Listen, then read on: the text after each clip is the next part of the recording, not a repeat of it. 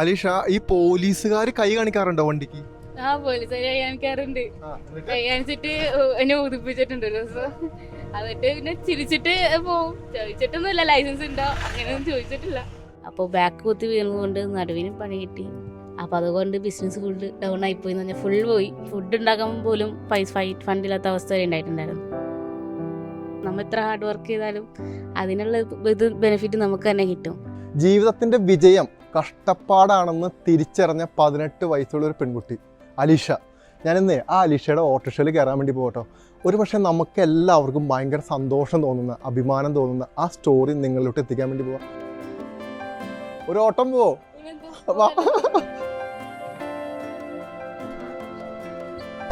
അപ്പോൾ ആ 18 വയസ്സുള്ള പെൺകുട്ടി ഇതാണ് ഈ ഓട്ടോ ഓടിക്കുന്നത്. അപ്പോൾ നമ്മൾ ആ ഓട്ടോറിക്ഷയിൽ കയറിയേക്കാട്ടോ. അലീഷ, പൊതുവേ ഭയങ്കര റിസ്ക് ഉള്ളൊരു ജോബിലൊന്നാണ് ഓട്ടോറിക്ഷ. എന്താ പ്രശ്നം എന്നറിയാമോ? ഇപ്പം നമ്മൾ രാത്രിയും പകലും ഒരു പക്ഷേ ഓട്ടം പോകേണ്ടി വരും. പല രീതിയിലുള്ള റിസ്ക് ഉണ്ട്. ഇപ്പം നമ്മൾ പലപ്പോഴും കണ്ടിട്ടുണ്ട് പല ആളുകൾ ഇവിടുന്ന് ഒച്ചപ്പാട് ഉണ്ടാക്കുന്നത്. അത് ചിലപ്പോൾ കൂലിക്ക് വേണ്ടിയിട്ടായിരിക്കാം, അല്ലെങ്കിൽ ഓട്ടോ ചാർജിന് വേണ്ടിയിട്ടായിരിക്കാം. പല രീതിയിലുള്ള ആളുകൾ മെയിൻറ്റെയിൻ ചെയ്യണം. ഇത്രയും റിസ്ക് ഉള്ളൊരു ജോബാണെന്ന് അറിയോ ഓട്ടോറിക്ഷ ഓടിക്കുന്നത്? അതെനിക്കറിയായിരുന്നു. പിന്നെ എല്ലാരും കൊച്ചുകുട്ടിയാന്ന് ഓർത്തുകൊണ്ട് അങ്ങനെ റിസ്ക് ഉണ്ടാവില്ലായിരിക്കും ഞാൻ ഓർത്തു. പിന്നെ അങ്ങനെ കുഴപ്പമൊന്നുമില്ല. ഈ ഓട്ടോ കൈ കാണിക്കുമ്പോൾ പെട്ടെന്ന് കാണുമ്പോൾ ആൾക്കാർ ഡൗട്ട് അടിക്കാറുണ്ട്, ഇത് ഓട്ടോറിക്ഷ, ഓട്ടം പോകുന്ന ഓട്ടോറിക്ഷയാണോ അതോ വെറുതെ തമാശക്ക്? അതുണ്ട്. കാരണം ഞാൻ ഇരിക്കുന്ന ഫ്രണ്ടിൽ നോക്കുമ്പോ കാണാൻ പറ്റില്ല. ഇല്ല, ഫ്രണ്ടിൽ നോക്കുമ്പോ കാണാൻ പറ്റില്ല. ആൾക്കാർക്ക് ആരും ഇല്ലെന്നാ വിചാരിക്ക. അത് പിന്നെ ആൾക്കാർ കൈ കാണിച്ച് നിർത്തുമ്പോഴേക്കും ചോദിക്കും, മോൾക്ക് ലൈസൻസ് ഉണ്ടോ, മോൾക്ക് 18 വയസ്സായോ, എന്നാലേ ഞങ്ങൾ കേറുള്ളൂ. കാരണം അവർക്ക് വിശ്വാസമില്ല, പേടിയുണ്ട്. കാരണം ചിലപ്പോ അവര് വിചാരിക്കേ ഏതെങ്കിലും കുട്ടികള് അച്ഛന്റെ ഓട്ടോറിക്ഷ വീട്ടിൽ നിന്ന് എടുത്തിട്ട് വഴിക്കൂടെ ഓടിക്കും. അതായിരിക്കും ചിന്തിച്ചേക്കണേ, അല്ലെങ്കിൽ അങ്ങനെ ചോദിക്കൂല്ലോ. ഇപ്പൊ എത്ര നാളെ ഓട്ടോ ഓടിക്കാൻ തുടങ്ങിയിട്ട്? ഞാൻ കഴിഞ്ഞ ഡിസംബറിൽ ഓടിക്കാൻ തുടങ്ങിയതാണ്. ഡിസംബറിൽ ലൈസൻസ് കിട്ടി, 16-ാം തീയതി ലൈസൻസ് കിട്ടി. പിന്നെ ഓടിക്കാൻ തുടങ്ങി. അങ്ങനെ പോയിക്കൊണ്ടിരിക്കുന്നത്. ഇപ്പൊ എവിടെ കിടന്ന ഓടുന്നത്? Main stand ഊബറാണ്. സ്റ്റാൻഡില്ല, ഞാൻ ഊബർ തന്നെ ഓടിക്കണേ.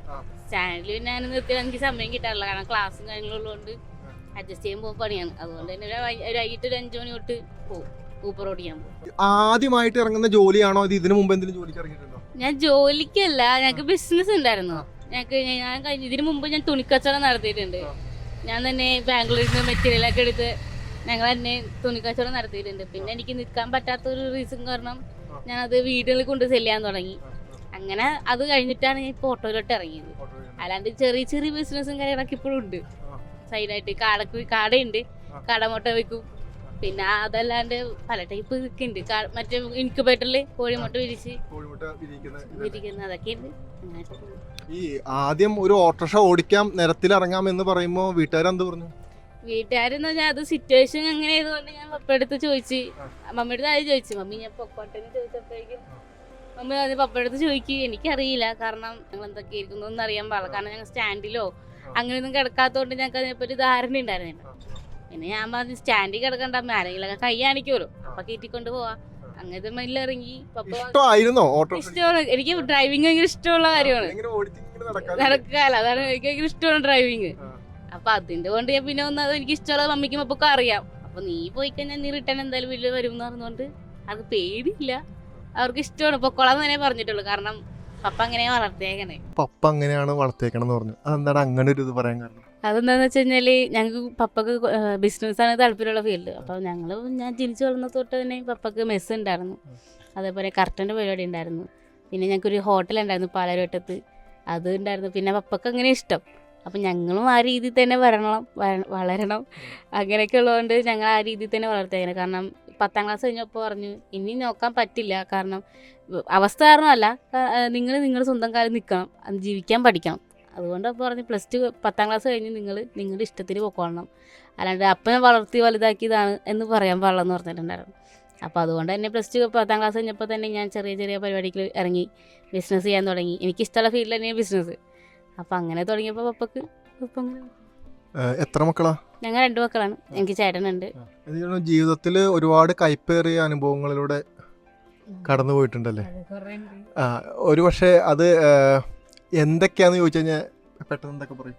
പെട്ടെന്ന് വെച്ച് കഴിഞ്ഞാൽ ഞങ്ങൾക്ക് ഏറ്റവും ഇതായിട്ടെന്ന് പറഞ്ഞാൽ മമ്മിക്കും പപ്പക്കും കഴിഞ്ഞ വർഷം വന്ന സിറ്റുവേഷൻ ആയിരുന്നു. കാരണം മമ്മിക്ക് ന്യൂമോണിയ പോലെ വന്ന് ഒരാഴ്ചത്തോളം അമൃതയിൽ ഹോസ്പിറ്റലിൽ അഡ്മിറ്റഡ് ആയിരുന്നു.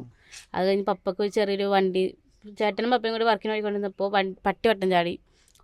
ചേട്ടൻ സ്റ്റഡം ബ്രേക്ക് പിടിച്ചപ്പോഴേക്കും പപ്പ ബാക്കിൽ നിന്ന് തെറിച്ച് നേരി താഴത്തോട്ട് വീണു. അപ്പോൾ ബാക്ക് കുത്തി വീണതുകൊണ്ട് നടുവിനും പണി കിട്ടി. പിന്നെ ഷോൾഡർ കുത്തിയായിരുന്നു, കൈ കുത്തിയതുകൊണ്ട് ഷോൾഡറിനും പണി കിട്ടിയിട്ടുണ്ടായിരുന്നു. അപ്പോൾ അതുകൊണ്ട് ബിസിനസ് ഫുള്ള് ഡൗൺ ആയിപ്പോയി എന്ന് പറഞ്ഞാൽ ഫുൾ പോയി.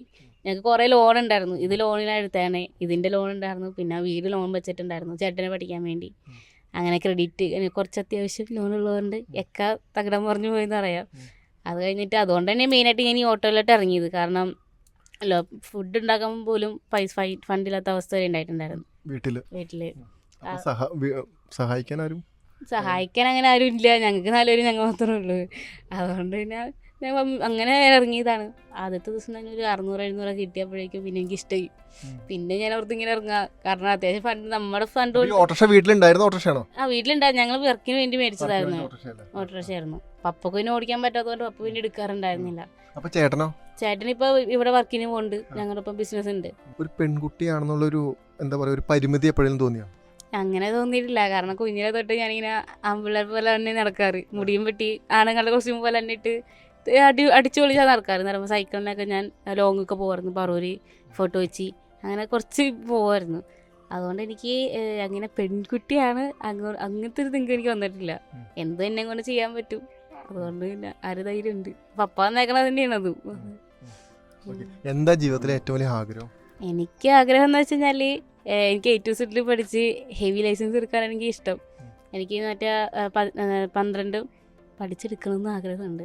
എനിക്ക് വർക്ക് ചെയ്യാൻ എനിക്ക് ഇഷ്ടമാണ്, വണ്ടി ഓടിക്കാൻ ഇഷ്ടമാണ്. അതുകൊണ്ട് അതിൻ്റെ ഏറ്റവും വലിയ ആഗ്രഹം അത് പഠിച്ചു. പിന്നെയെന്ന് വെച്ച് കഴിഞ്ഞാൽ എനിക്ക് സെക്കൻഡായിട്ടുണ്ടായിരുന്നത് ജർമ്മനിക്ക് പോകണമെന്നുണ്ടായിരുന്നു. പിന്നെ അത് ഞാൻ ഡ്രോപ്പ് ഔട്ട് ചെയ്ത്, കാരണം നാട്ടിൽ മൊത്തം എന്നെ സപ്പോർട്ട് ചെയ്യുന്നതുകൊണ്ട് പിന്നെ അത് വേണ്ടെന്ന് വെച്ച്. അതുകൊണ്ട് പിന്നെ ഇവിടെ തന്നെ ബിസിനസ് ചെയ്യാൻ വേണ്ടിയാണെങ്കിൽ ജർമ്മനിക്ക് പോയിട്ട് ഫണ്ട് ഉണ്ടാക്കിയിട്ട് റിട്ടേൺ വരാം. എന്നിട്ട് ഇവിടുത്തെ ഞങ്ങൾ ബിസിനസ് ഒന്ന് ഡെവലപ്പ് ചെയ്യണം. ആരെതെങ്കിലും ഞാൻ വന്നു.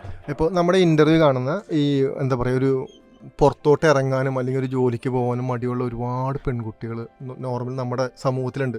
ഒരു പക്ഷേ അലീഷയുടെ കൂട്ടത്തിലും ഒരുപാട് ഫ്രണ്ട്സ് ഉണ്ടാവും. എന്ത് ചെയ്യണം, അല്ലെങ്കിൽ ഒരു പഠിച്ചിട്ട് നല്ലൊരു ജോലി എന്ന് പറയുന്നത്, അങ്ങനെ നല്ലൊരു ജോലി എന്നൊരു ജോലി ഉണ്ടോ ശരിക്കും നമ്മുടെ സമൂഹം? നല്ലൊരു ജോലി എന്ന് പറഞ്ഞാൽ ജോലി ഇല്ല, കാരണം എല്ലാ ജോലിക്കും അതിൻ്റേതായിട്ടുള്ളൊരു ബഹുമാനവും കാര്യങ്ങളൊക്കെ ഉണ്ട്.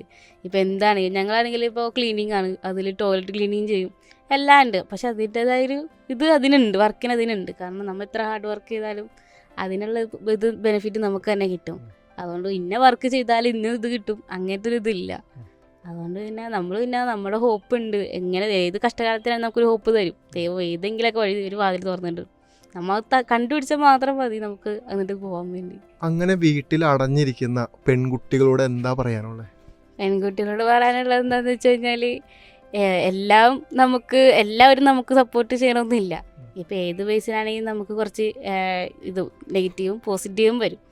അതുകൊണ്ട് ഞാൻ പെണ്ണാണ്, എനിക്കിത് ചെയ്യാൻ പറ്റില്ല, ആണുങ്ങൾക്ക് ചെയ്യാൻ പറ്റുമല്ലോ എന്നുള്ള ഇത് വേണ്ട. കാരണം നമ്മൾ പെണ്ണുങ്ങളാണെങ്കിൽ പോലും നമുക്ക് ആണുങ്ങൾ ചെയ്യുന്നത് നമുക്ക് ചെയ്യാൻ പറ്റും. ഈ കഷ്ടപ്പാടുകളാണ് ബുദ്ധിമുട്ടാണെന്ന് പറഞ്ഞ് ജീവിതത്തിൽ അടഞ്ഞിരിക്കുന്നത് നമുക്ക് എല്ലാവരും മനസ്സിലാക്കേണ്ട ഒരു കാര്യം എന്ന് പറഞ്ഞാൽ, നമുക്ക് ചുറ്റും ഒരുപാട് സാധ്യതകളുണ്ട്. ആ സാധ്യതകൾ ഒരു പക്ഷേ നമ്മുടെ ജീവിതത്തിന് വലിയ നിലയിൽ എത്തിക്കാനുള്ള വലിയൊരു മാറ്റം വരെ ചിലപ്പോൾ സംഭവിക്കാം. സാധ്യതകളെ കണ്ടെത്തുക, നമ്മുടെ ചുറ്റുമുള്ള സാധ്യതകൾ ഒരു പക്ഷേ നമ്മളെ ഫിനാൻഷ്യലി ആയിട്ടും നമ്മളെ പേഴ്സണാലിറ്റി ആയിട്ടും ഒരുപാട് ഉയരത്തിലെത്തിക്കാം. ഉള്ള സാധ്യത വളരെ കൂടുതലാണ്. അപ്പോൾ അതിന് വ്യക്തമായ ഉദാഹരണമാണ് ആലിഷ. അപ്പോൾ അടിപൊളിയായിട്ട് മുന്നോട്ട് പോട്ടെ.